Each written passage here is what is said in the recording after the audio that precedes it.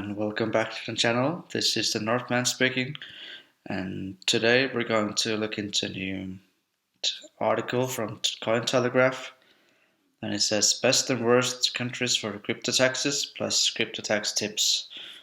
I found this article a few days ago and I thought that it would be interesting to share with you. But first, I would like to thank you for the support that I've seen on the channel the last few days and for the new subscriptions. That really helps a lot, and I'm deeply moved by it, so thank you very much. And yeah, let's get into the video. Resident tax expert Elias Arnen looks at the best and worst countries in the world for crypto taxes. Where do the US and UK rank? So, as it says, tax is a nightmare for compliance, and crypto taxes, which include a variety of innovative mechanisms and products that have no analog in traditional finance, are 10 times worse. Complicating matters even further, the global industry operates across borders and jurisdictions, but there are definitely better and worse countries for the newly crypto-rich to base themselves as tax havens. Even Americans get followed around by the IRS with his hand out no matter where they are. The information provided is no legal or financial advice and should serve only as a starting point for further research. And so am I. I'm not a legal expert or a financial advisor. I once used to work in a bank, unnamed, but I was just like a normal advisor, not a financial advisor. So, get back to it. To start off, we need to define what income and capital gains are. What is income for crypto tax? Crypto tax generally covers things such as wages, dividends, interest, and royalties. Within the context of digital assets, these might include income earned via mining, staking, lending, crypto-denominated salaries, and even airdrops. In many jurisdictions, these should be taxed according to the market value on the day they were received. You can often subtract expenses such as the cost of electricity for mining. What are capital gains for crypto tax? Capital gains are the profits from selling things like a stock or a house. They are usually calculated on the difference between the price you bought something for and how much you sold it for. In most cases, capital gains are taxed at a much lower rate than normal income, and the sale of cryptocurrency and NFTs generally count as capital gains. In Norway, where I live, they raised the taxes on capital gains from, I think it was 31% to 37 or 38%. So in Norway, it's getting quite high. So yeah, not financial advice or tax advice, but just statistics. Yeah. And you have a picture of Switzerland. It reminds me a lot of Norway. Both beautiful countries. Okay, jurisdiction matters for crypto taxes. The first issue is whether one needs to pay tax at all. In certain countries, including Bahrain, Barbados, Cayman Islands, Singapore, Switzerland, and the UAE, no capital gains are generally levied on things like stocks or digital asset sales. For most people, determining the country of their tax residence is as simple as answering, where do you live? For the lucky few in crypto whose portfolio has gone stratospheric, it's fairly natural to want to move to a country that will tax them less. Strategically, shopping for favorable jurisdictions is comparatively easy for those in the blockchain industry, and their wealth is less likely to be tied to physical business or assets. Sadly, American citizens are at a distinct disadvantage because, unlike most countries, the US levies taxes according to citizenship in addition to residency. Even American citizens born abroad must pay US taxes even if they never set foot in the United States. They do, however, have the option of being taxed as a resident of Puerto Rico as US territory that is not a state. Perhaps fittingly, its name is Spanish for which port. Hervé Lorraine, a dual US and French citizen, lives on the island. He is the CIO of Airway.io, which advises Web3 companies and says this is the best tax residency for Americans. They can keep the US citizenship while benefiting from these tax advantages. So, Puerto Rico is a tax haven. Lauren explains that due to a 2012 law called Act 60, companies moving to or establishing themselves in Puerto Rico can pay a corporate tax of 4%, far lower than on the mainland. There is also a zero capital gains tax. These incentives have created by the government of Puerto Rico to stimulate job employment and growth on the island by focusing on promising fields like the blockchain industry, particularly. He says, explaining that the island is envisioning itself as one of the crypto capitals of the United States. In order to demonstrate tax residency, EU citizens should set up a primary address, a driver's license, and a local voter ID, in addition to physical spending 6 months of the year on the island, Lauren explains.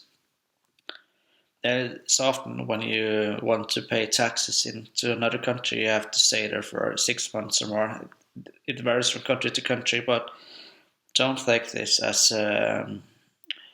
tax advice, but just like how it usually is. On the other side of the world, the United Arab Emirates is another tax-friendly jurisdiction attracting crypto wealth, notes Soham Panashamiya, a lawyer at Red Smith LLP in Dubai. Probably butchered that name, but sorry. As more countries begin to regulate and tax current cryptocurrencies, investors will need to navigate complex tax laws and potentially incur higher tax liabilities, he says. At the same time, he argues that governments should ensure that policies are not made needlessly complicated. The taxation of crypto globally has significant implications of both individual investors and governments alike. For Panchmia, increasing regulation by governments can be taken as a sign that the industry is maturing. While the UAE draws industry players with 0% personal tax, he expects that the government is likely to benefit from the introduction of corporate tax later this year. Yeah, regarding tax, this is just my opinion, but I feel like the countries that have low taxations, especially for markets like crypto, and well, in my view, most cryptocurrencies are commodities, not securities, and since they are commodities, they should be taxed accordingly. And I feel like when these assets actually are currencies, they should not be taxed at all because they are used for daily living and daily transactions, just like the money we use today. So, and the money we use today is not taxed in that way. And I feel like the cryptocurrencies, most of them, should be treated the same way. Continuing on, are crypto to crypto trades taxable? Outside of the few no-tax jurisdictions, crypto to crypto trades are mostly taxable, but some countries do not tax them. Sorry, explains Philip Kraljovic, an expert on cryptocurrency taxation. He worked as a lawyer and manager of corporate taxation at KPMG in Croatia before joining crypto tax automation from Taxtris as a tax and legal manager. Countries that do not tax crypto to crypto include France, Austria, Croatia, Poland, and as of 2023, Italy, he says. In such jurisdictions, no taxes are levied as long as crypto assets stay in the metaverse and do not get exchanged for fiat. Fiat is normal money, like the monetary system we have today, which is, in my opinion, not the best. According to Kraljovic, this type of treatment is gaining favor, and there are direct efforts to implement it in EU-wide because taxing crypto to crypto swaps produces huge cash flow problems for people in the current industry.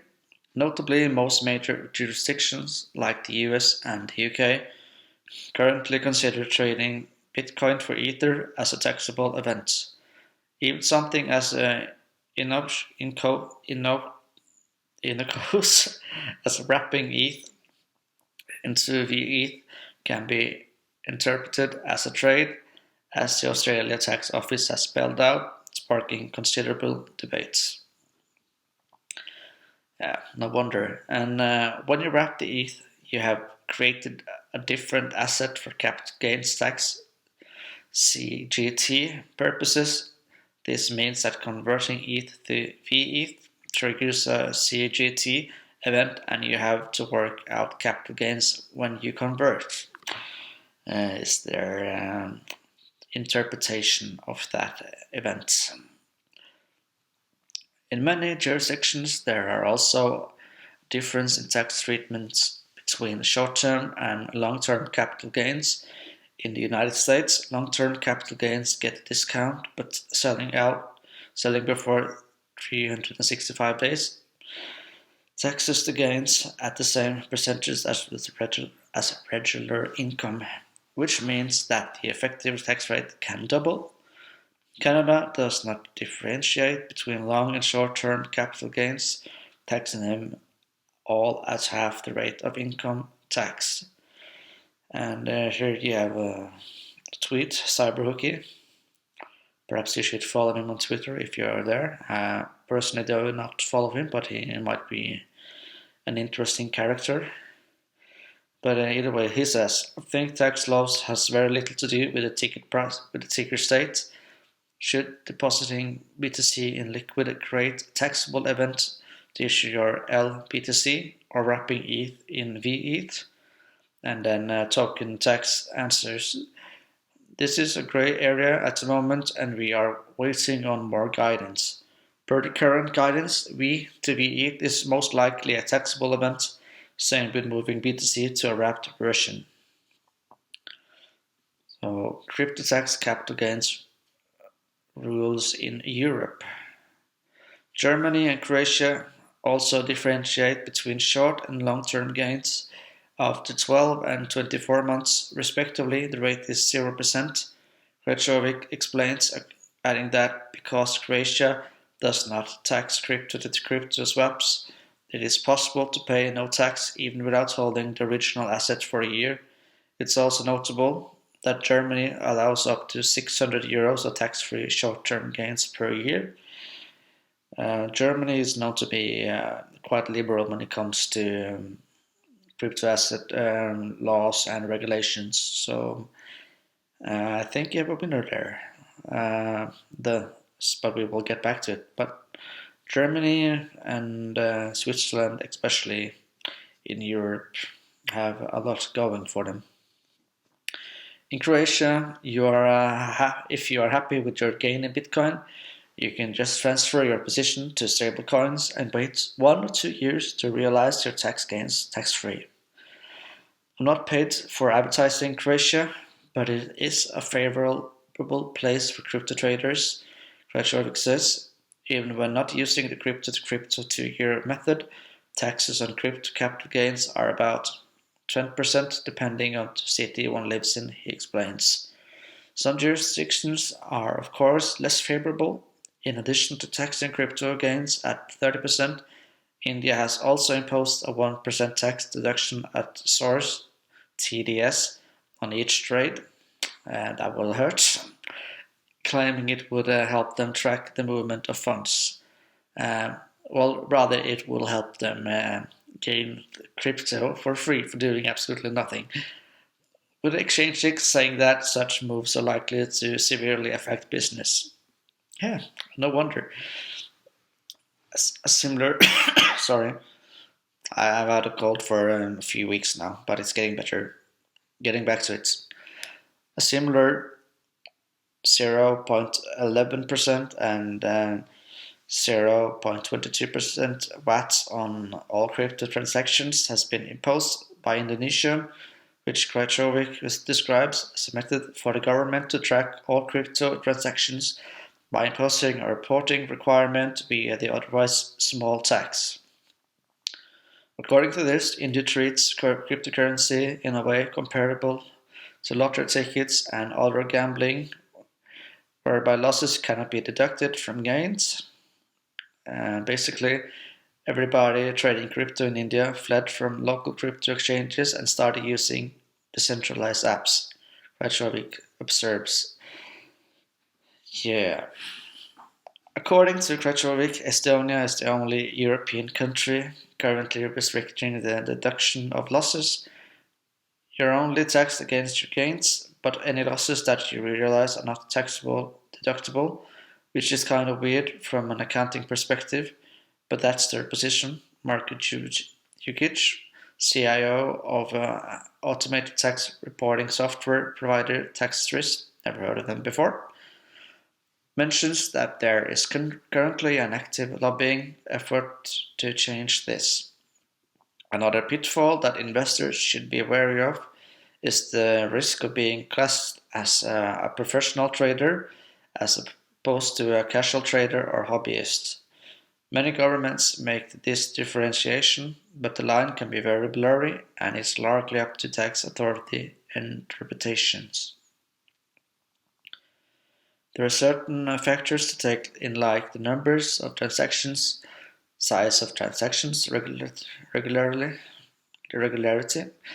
All these factors can influence the determination of the government. Krajovic explains. Those who go pro, even against their will, might have to report all their trading gains as income tax, which carries a much higher rate, and otherwise be far more stringent in their accounting. You will have to behave as a company or as a craftsman depending on jurisdiction. So there might be severe consequences and blurry lines. Yay! So how are capital gains calculated? There is not one single answer when it comes to calculating taxable gains. The critical step is to calculate the cost basis, which is the amount local tax laws considers an asset to have been bought for. There is a good deal of variance between the counting methods used by different countries. Some countries even let you choose the method as long as you are consistent. First in, first out, or FIFO, not FIFA, is among the most common methods and remains that gains are calculated by assuming that the earliest acquired units of an asset are sold first. This means that a person who bought one Bitcoin for $10, lucky guy, one for $100, also very lucky, $1,000 and $10,000 over a 5-year period, and sold one of them in 2002 for $20,000, will be taxed as if they sold the first Bitcoin purchase at $10, resulting in a taxable gain of $19,990. So, yeah, that is also a way to get as much tax money out of that transaction for the government. Good for them. Average cost is another method which would calculate the average cost of the assets as the purchase price per the previous example, where someone purchased a total of 5 Bitcoin for 11,110. The average price per Bitcoin would be $2,222, meaning that the taxable gain from selling a fifth of holdings in 2022 would be slightly lower at $17,778. Last in, first out, LIFO, sounds nearly as same as FIFO, but it's effectively the opposite, resulting in a vastly more favorable outcome for our trader, whose taxable gain would now be only $10,000 since the profits are calculated from the most recent purchase opposed to the earliest one. And that makes sense because you should incentivize people to hold their crypto and store it, and by making them have by making them having less taxes on their last purchase that they held for the shortest amount of time. Will Of course it will hamper the taxes that the government gets, but it will also make sure that more people are interested in moving to these countries, and also it also is good for crypto adoption and for price stability and so forth. So yeah, there's a lot of advantages with low taxations. Moving along, the tax agencies of many jurisdictions, including those of the US, UK, Australia, and Japan, has issued guidance explaining that taxpayers can choose one of these methods with certain limitations, and usually provided that they stick to that method. However, Canada requires the use of cost averaging because the Canadian Revenue Agency (CRA) views cryptocurrencies as commodities and taxes them as such. Though most readers' capital gains would fall under one of these accounting systems, there are outliers such as the French method, which is close to the average cost calculation. Poland and Hungary have their own methods based on cash flow and revenue expense, but European countries otherwise tend to follow the standard methods, Krejcik notes. Whether you use FIFO or LIFO, capital gains are typically calculated by adding up all the year's losses and gains, followed by subtracting the total losses from the gains. As such, it is possible to find that the net gains are negative, in which case no taxes would apply and losses could possibly be counted against gains in the following year, again depending on the jurisdiction. An exception to the above can be found in India and Estonia, which Krejcik says do not allow losses to be deducted from crypto tax calculations. Crypto tax loss harvesting. If the market goes down, you can sell assets and create a loss to offset gains. Krejcik remarks. This is called tax loss harvesting and can sometimes result in even a large net gain becoming tax neutral through the reduction of capital gains liability. It can be employed strategically at the end of the tax year because taxes are usually calculated on an annual basis. Immediately in the next tax year, both the gaining and losing assets can be rebought. In the US, tax loss harvesting is banned for securities but not for crypto. So people in crypto usually sell off their loss positions before the tax year ends. And it will be interesting to see what the SEC in the United States will do about this thing, because the SEC is like the modern investor says, they are special, very special indeed.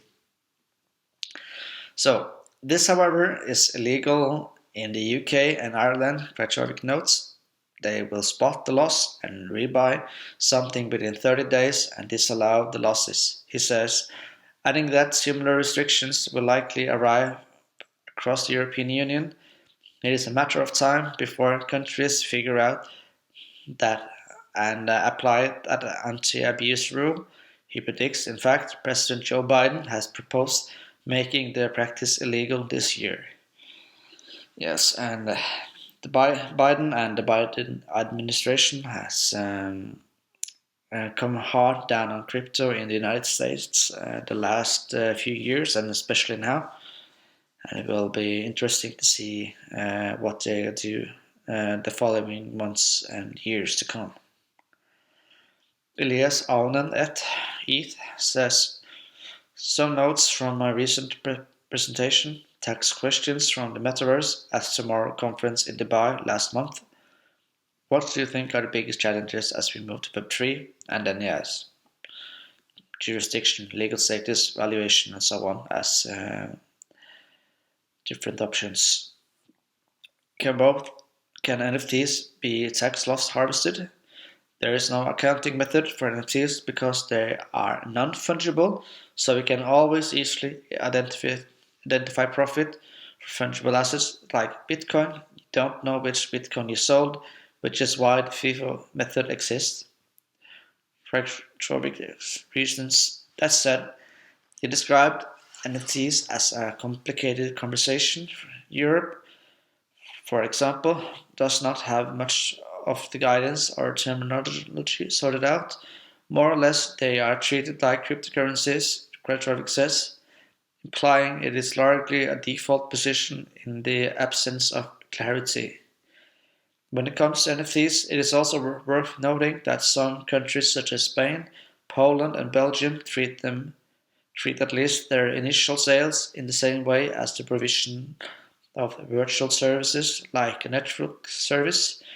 Krechovic explains, in these cases, value-added tax VAT applies. Wealth taxes.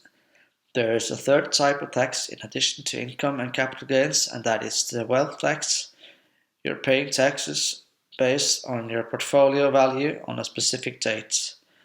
Krechovic adds, for example, Spain, Switzerland, the Netherlands, Norway, and Argentina collect wealth taxes that are based on the net wealth of taxpayers each tax year. Yay! In Norway, my country, for example, charges a flat 0.85 of wealth above an approximate 160,000 threshold, meaning that someone with net assets worth 1 million tax time would be expected to pay over 7,000. These rates go as high as 3.5 in Argentina and as low as 0.1 in some areas in Switzerland, sometimes starting as a much higher threshold than Norway's. It's coming to Italy next year. Okay. I know that in Norway we have increased the number from 0.85 to 0.9 for people who have 1.7 million kroners, approximately 170,000. 1% for people who has, what is it? Up till between $170,000 and up till $2 million, there's 1%, and for people who has more than $2 million in their, what should we say, from their wealth, from their portfolio, they pay 1.1%. So that is the new rules from the government. While the valuation of fungible cryptocurrencies is relatively straightforward, valuing NFTs for wealth taxes is a different story.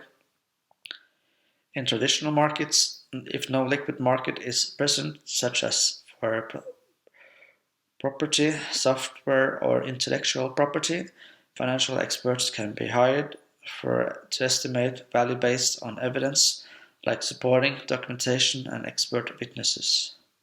At this point, however, Petrovic notes that NFT valuations are a conversation between the tax authority and the individual. NFTs are very minor sources of tax revenue now. Tax authorities are looking to spend their time where they can harvest the most, he observes. And there's a picture of the guy in the article, Elias Ahonen. Evaluating jurisdictions for crypto taxes. If you made money with crypto, then proactive planning regarding crypto taxation liabilities is likely to pay a worthwhile return no matter where you live. Some of these strategies, like tax loss harvesting or taking advantage of long-term capital gains, may fall into the try this at home category, whereas more advanced methods like jurisdictional arbitrage may require one to venture from the home port and set up camp in a faraway land when it comes to personal tax residency. For those with serious capital, setting up The setting up an offshore entity in a friendly jurisdiction may also be an option, albeit with many caveats. In regard to personal taxation, it is rather objective to say that some countries are more advantageous than others from the perspective of a cryptocurrency investor. The likes of the United Arab Emirates, Singapore, Switzerland, and various Caribbean islands, including Puerto Rico, nationally gets an A grade due to the near lack of tax liabilities. On the downside, these A-grade tax havens often come with considerable living costs. Countries like Croatia, France, Austria, Poland, Italy, and perhaps Germany rate highly in the B range due to the lack of taxation on crypto-to-crypto transactions or other workable solutions like discounts on long-term capital gains.